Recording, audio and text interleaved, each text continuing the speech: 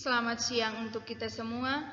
Perkenalkan, nama saya Claudensia Delatani, mahasiswi Sekolah Tinggi Pastoral Santo Petrus Keuskupan Atambua, tingkat 1A.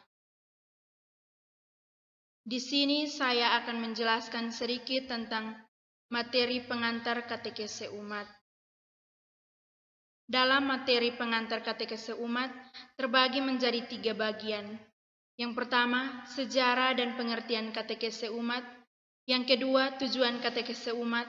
Dan yang ketiga, proses katekese umat. Yang pertama, sejarah katekese umat. Pada PPKI pertama tahun 1977, muncul gagasan katekese umat sebagai arah katekese di Indonesia masa kini. Pada PKKI kedua tahun 1980, kembali ditegaskan gagasan katekese umat dari PKKI pertama agar lebih operasional. Pada PKKI ketiga tahun 1984, pembinaan pembina katekese umat. Pada PKKI keempat tahun 2004, masih berbicara tentang katekese umat. PKKI kedua menghasilkan rumusan katekese umat yang terdiri dari 6 hal pokok. Yang pertama, katekese umat atau KU diartikan sebagai komunikasi iman atau tukar pengalaman atau penghayatan iman antara anggota umat atau kelompok. Melalui kesaksian iman diteguhkan dan dihayati secara lebih sempurna. Yang kedua, dalam katekese umat, kita bersaksi tentang iman kita akan Yesus Kristus, pengantara Allah yang bersabda kepada kita, dan pengantara kita menanggapi sabda Allah. Yesus Kristus mendasari penghayatan iman gereja. Yang ketiga adalah yang berkatekese adalah umat.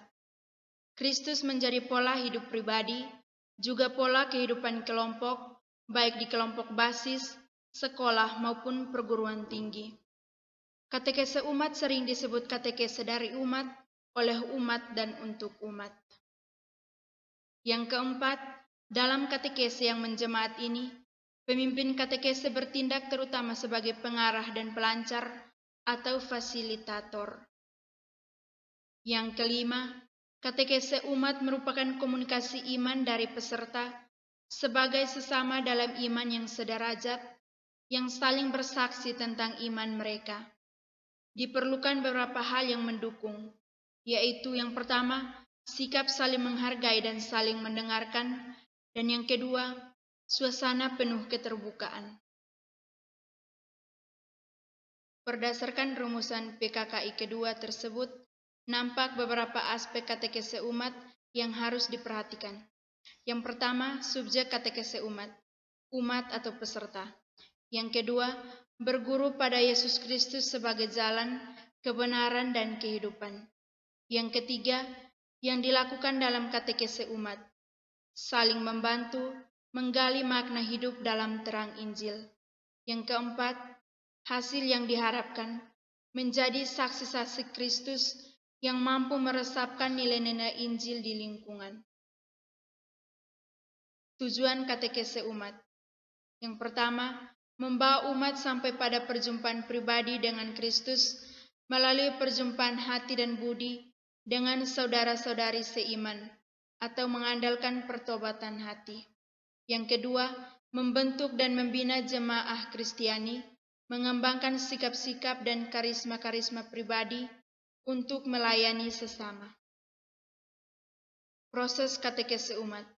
Langkah pertama, proses mengamati dan menyadari suatu fenomena tertentu dalam masyarakat yang kita angkat sebagai tema katekese umat. Katekese umat bertolak dengan situasi konkret, dan Allah menyapa manusia melalui situasi hidupnya yang konkret. Langkah kedua, menyadari dan merefleksikan situasi yang telah dianalisis dalam terang sabda Allah.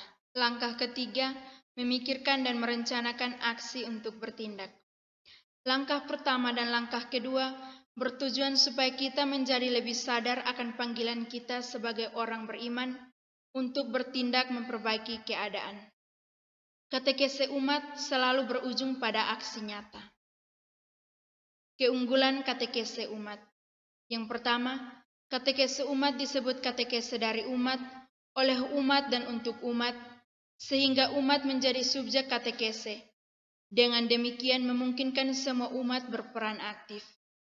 Yang kedua, selalu berbicara tentang hidup nyata dalam terang Injil, sehingga memungkinkan umat menyadari bahwa Allah hadir dan berkarya dalam hidup nyata mereka. Yang ketiga, umat aktif berkomunikasi, sehingga memungkinkan umat semakin menjadi komunio, semakin menjadi gereja. Yang keempat, peserta berbicara dan berkomunikasi tentang hidup nyata, sehingga menjadikan katekese umat dan gereja menjadi sungguh kontekstual dan terbuka. Sekian penjelasan singkat dari saya. Terima kasih untuk perhatiannya. Selamat siang.